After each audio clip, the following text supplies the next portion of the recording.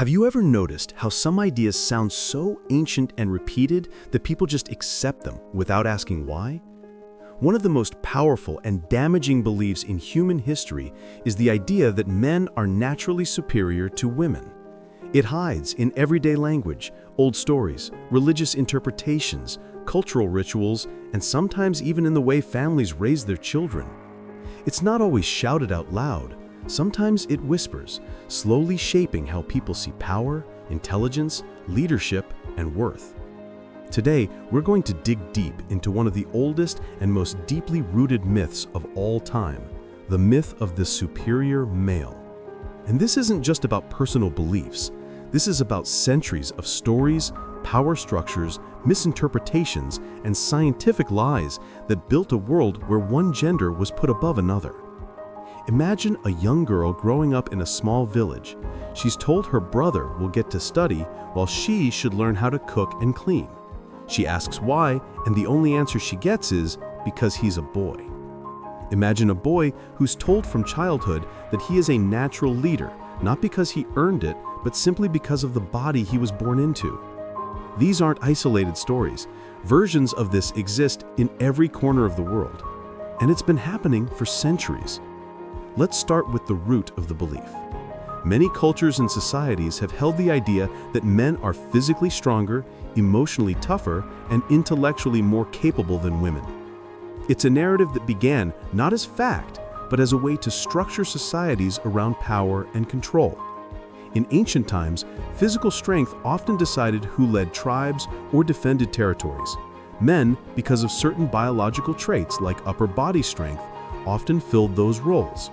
Over time, strength started to be seen as leadership, and leadership started to be seen as superiority. That's where the first big myth was born, that physical strength equals overall superiority. But that's like saying a tree is more important than a river because it's taller. It's an incomplete and narrow way of seeing the world. But this idea didn't stop there. It spread into storytelling, religion, laws, and culture.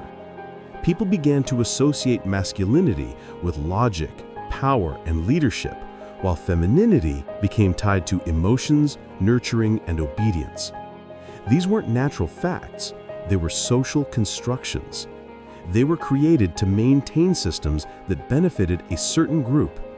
And once an idea is repeated often enough, it becomes invisible. People start to believe it's just the way things are. Now, here's where it gets even more interesting and sensitive. Across different religious communities, some interpretations have been used to say that men hold a higher position than women. But if you look closely, most of these ideas come not from the pure core messages of these religions, but from cultural interpretations layered on top of them.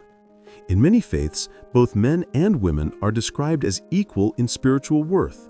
Yet over centuries, religious texts were often interpreted by men living in male-dominated societies, and their personal biases slowly turned into religious truths. Take, for example, how some cultures claim God made man first, so he is more important. But the order of creation doesn't mean superiority. It simply means sequence. Think about a painter starting with a blank canvas. The first brushstroke doesn't make it the most important part of the painting. It's the entire picture that matters.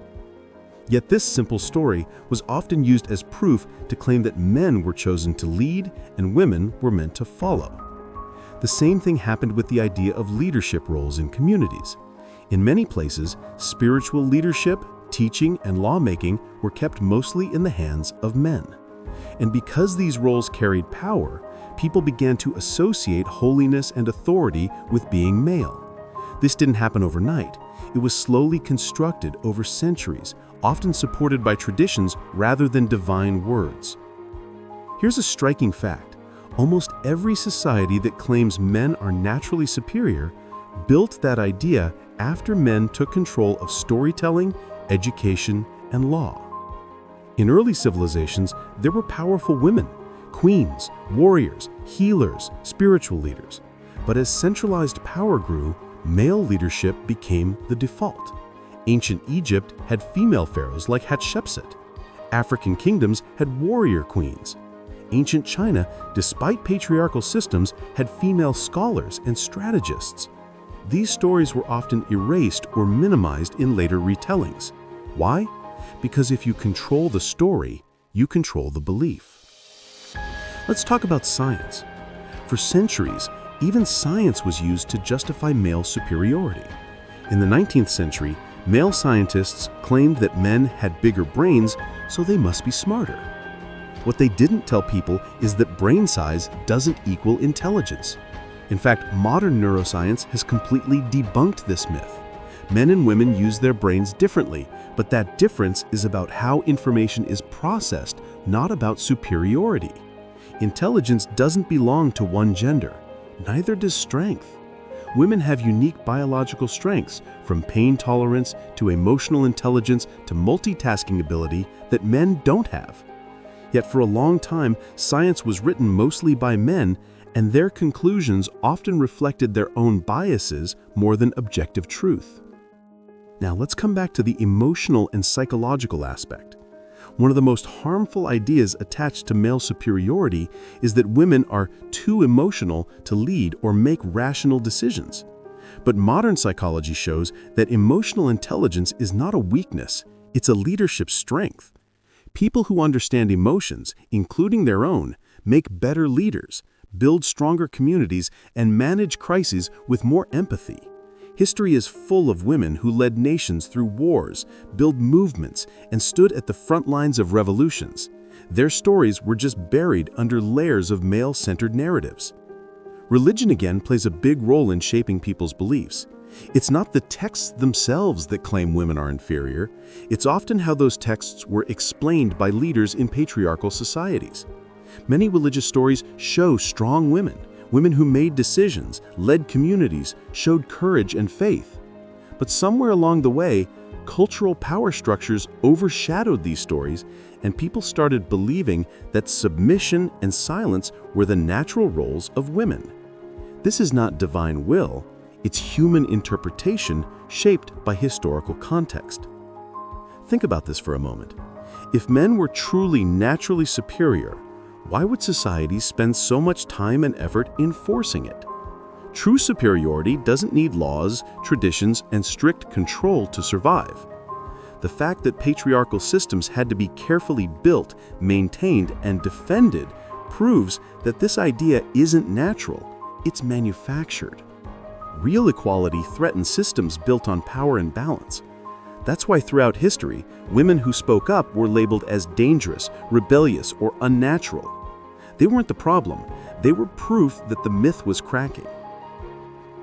Let's go deeper into how this myth affects people today. Many boys grew up with silent pressure. They're told they must be strong, unemotional, dominant. They can't cry, they can't appear weak, they can't fail. These ideas don't just hurt women, they hurt men too, because they put unrealistic expectations on them, turning them into performers of a role instead of letting them just be human. And girls are taught to shrink, to stay quiet, to believe that their worth comes from how they serve, not how they lead. These beliefs shape relationships, workplaces, and entire nations.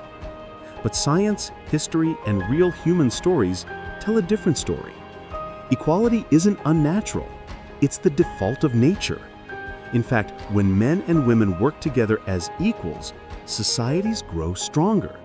Studies show that countries with higher gender equality have better economies, better education systems, better health outcomes, and higher levels of happiness.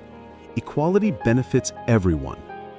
One of the most powerful shifts happening in our time is questioning old narratives. People are starting to ask, who told us men are superior? Where did this belief really come from? And what happens when we stop believing it? These questions are shaking systems that stood for centuries. And here's something important. This isn't about declaring women superior either. It's about exposing the lie that one gender was ever born to rule over another. Every human being carries potential, intelligence, strength, and leadership within them. That potential isn't defined by gender. It's defined by opportunity, support, and belief. In religious contexts, too, many modern scholars are re-examining interpretations, highlighting stories of equality, strength, and partnership. Many faiths teach about balance, compassion, and shared responsibility. When cultural layers are peeled away, what often remains is not a hierarchy, but a message of shared human worth. The myth of male superiority survives because it's been told over and over again like a bedtime story. But the truth is louder when people dare to listen. History didn't belong only to men, leadership doesn't belong only to men, intelligence doesn't belong only to men. Humanity was never built to serve one gender. It was built on cooperation, not domination. So when someone says men are naturally superior, ask them who? According to biased stories written centuries ago? According to misused science? According to cultural systems that feared change? Superiority isn't a fact, it's a belief.